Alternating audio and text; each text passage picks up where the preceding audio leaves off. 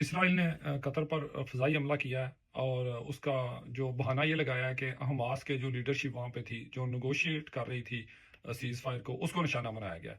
Means کہ ایک طرف یہ نیگوشیشن کر رہے ہیں کہ جی ہم سیز فائر کرتے ہیں، ہمارے ساتھ نیگوشیشن کی جائے کہ غزہ کا کنٹرول اسرائیل کو دیا جائے، ایڈمنسٹریشن اور ملٹری کنٹرول، اور دوسری طرف جو نیگوشیٹر ہیں ان کو مارا بھی جا رہا ہے۔ تو یہ حملہ صرف جو ہے حماس کی لیڈرشپ پہ نہیں ہے، یہ حملہ قطر پہ ہے، یہ حملہ تمام عرب ملکوں پہ ہے، یہ حملہ جو تمام گلف کنٹریز ہیں ان پہ، یہ سمجھے کہ حملہ پورے مسلم دنیا پہ ہی ہے۔ اور اس حملے سے عربوں کو جو جوتیاں پڑنے کا آغاز ہوتا ہے، اور یہ ان کو پڑیں گی، ان کو بڑی جوتیاں پڑیں گی۔ یہ اگر سمجھ رہے تھے کہ ہم نے، وہ سعودی عرب والے سمجھ رہے تھے کہ $600 بلین دے کے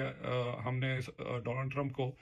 یو ایس کو، جو انویسٹمنٹ کا نام دیا جاتا ہے لیکن وہ ٹیکس لیا جاتا ہے ان ملکوں سے۔ امریکہ کسی بھی ملک سے جو وہاں سے انویسٹمنٹ لے کے آتا ہے وہ کبھی واپس نہیں جاتی، وہ ون وے انویسٹمنٹ ہوتی ہے۔ تو 600 بلین سعودی عرب نے دیے تھے، اور قطر والوں نے، یہ سب سے مضبوط اکانومی ہے قطر کی، انہوں نے 1.2 ٹریلین دیے تھے، 1.2 خرب ڈالر۔ تو اور اس کے علاوہ 400 ملین کا جہاز بھی گفٹ کیا تھا ڈونلڈ ٹرمپ کو۔ اور اب ان کو پوچھنا چاہیے چودھری ڈونلڈ ٹرمپ سے کہ جی ہم نے آپ کو پیسے بھی دیے تھے اور ہم نے آپ کو جہاز بھی دیا اور ہمیں پھر جوتیاں پڑ رہی ہیں۔ جو پاکستانیوں کو اس بات پہ جو ہے نا وہ دکھ نہیں ہونا چاہیے، کیونکہ وہ پیسے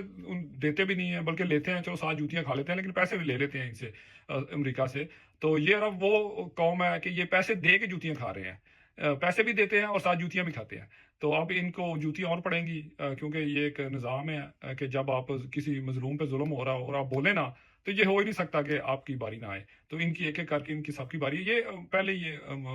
کہہ لیں کہ غلام ہے، یہ امریکہ کے ڈائریکٹلی اور اسرائیل کے انڈائریکٹلی غلام ہے، اور ہم ان غلاموں سے کام بھی لیا جائے گا، ان سے پیسے بھی لیے جائیں گے، ان کو جوتیاں بھی پڑیں گی، اور ان کو بہت جوتیاں پڑیں گی۔ تو پاکستانیوں، آپ نے پریشانی ہونا، ان کو جوتیاں پڑنے دیں، کیونکہ انہوں نے جو پچھلے 20-30 سالوں سے کیا ہے، اور خاص طور پہ